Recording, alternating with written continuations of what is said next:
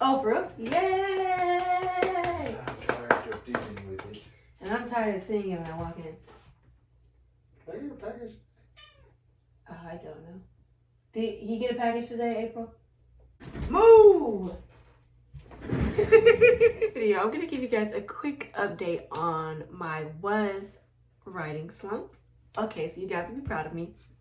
This is not a pre-recorded video. Today is October 8th. And this video will be posted October 9th, so Friday, Saturday, like on my regular posting schedule. So you guys know my last video that was posted Wednesday, I was telling y'all I was stuck and unmotivated.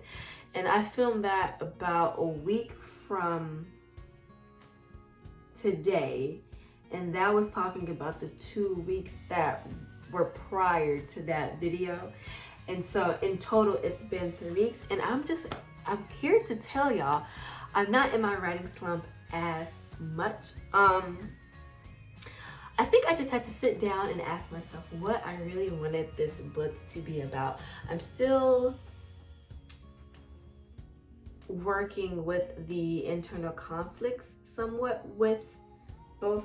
Cat came in. I'm still working with the internal conflicts for two of my characters, well, you know, my two main characters, but it's not as bad as it was like 2 or 3 weeks ago when I'm just like, I just don't see the two like working. And what's interesting, what got me more inspired was I was listening to some of the lore for, my mother-in-law's outside, sorry. I was listening to some of the lore for the House of the Dragon that's going to be on HBO in 2022. If you guys don't know, I was an avid Game of Thrones person, so that crazy person was me.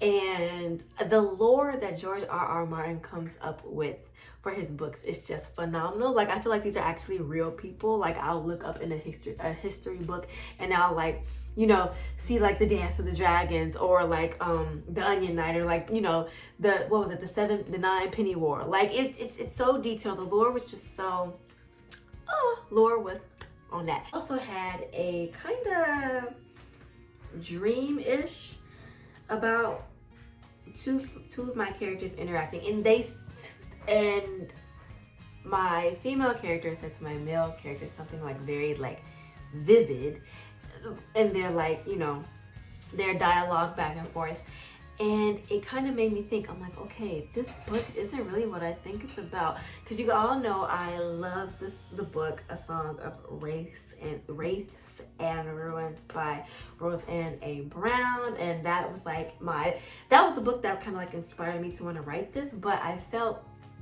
like my book was literally a copy and paste from her book, and I didn't want that. Like the other night I was looking up the theme for her book, and I was just like, hers was, what if Jasmine and Aladdin had to kill each other? And that just made me think, like, I just feel like I felt like my book was too similar to her. It wasn't me. I was missing that niche. And so I'm happy to say I think I'm finding it a little bit. What I've been doing to help me with that is I've been using Natalia Lee's, see if I can find the cover for it so you guys know what I'm talking about. Natalia Lee has a printable, crap, I can't find it. But like, she has a printable workbook for you to get ready for, you know, obviously because it's October. And it's gonna help you just figure out, here it is. This isn't the title or the cover of it, but this is what she looks like. And she's really prominent on YouTube and all that stuff. This is what she looks like. So I have been using her workbook to help me just figure out what the hell I really wanna write, honestly. Wait, is it this? No, that's just the thank you page, but that's what it looks like. And it's just asking like the nitty gritty questions that I really wasn't asking myself. And low key, I think it wants to be a little bit political, because I find myself asking the question, who has the authority and power to give said things to somebody else? Kind of like in the situation, the haves and the have-nots, if that makes any sense, where the big problem, which I thought would be, you know, my two characters going after and killing each other, that's not really it. And in fact, I think I might even stray from that, because I feel like the bigger issue is a resource that is needed in the land of Blckgrlwriting is, you know, it is drying out. Okay, for all intents and purposes, so like it is drying out. And my main female character's family is like, let's say, the overseer of this resource. And then my male character's family is the children to said resource. I have it where it's the children versus the chosen. So the source is what makes Blckgrlwriting thrive as a civilization and kingdom, where there is a set family that is chosen to protect the source, but then there is a set family that is the children of the source, where they have the magical abilities from said source.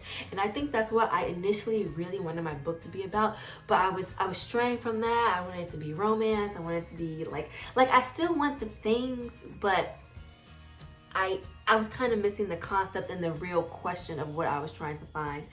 And I think with doing some of the exercises that I have in this, that I have in the workbook, and also just taking like really the 3 weeks off to just think about like what I really wanted has really helped me. And if you guys don't know, I had completely obliterated and like gone with everything that was Seat of the Soul. And by that, the series Bible is gone, the vision board that I made, the video that would have posted the week before, I believe, or this week. I believe it was a Wednesday. No, it had to be the week before.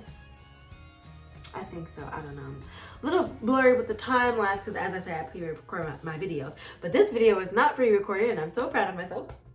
And I think you guys would appreciate that too. Like, you guys are currently in this situation with me. So yeah, I got rid of everything, and I can show you guys this. Like, it's no vision board whatsoever. Series Bible has been and gone. Like, it was gone like the first week. I was just in the trenches, and I was just like, I can't do it. I can't write it. So yeah, so I'm completely starting over from scratch, completely new Scrivener document, and yeah, The Cat Writes a Novel. I'm using this to help me get the beats of my story, because now I'm feeling it's a discovery. It's still the internal conflict of both characters, but they're now challenging each other's ideals, which I think that's what I really wanted to hit at. Obviously, if they fall in love, that's just going to make it a little bit more tumultuous, right?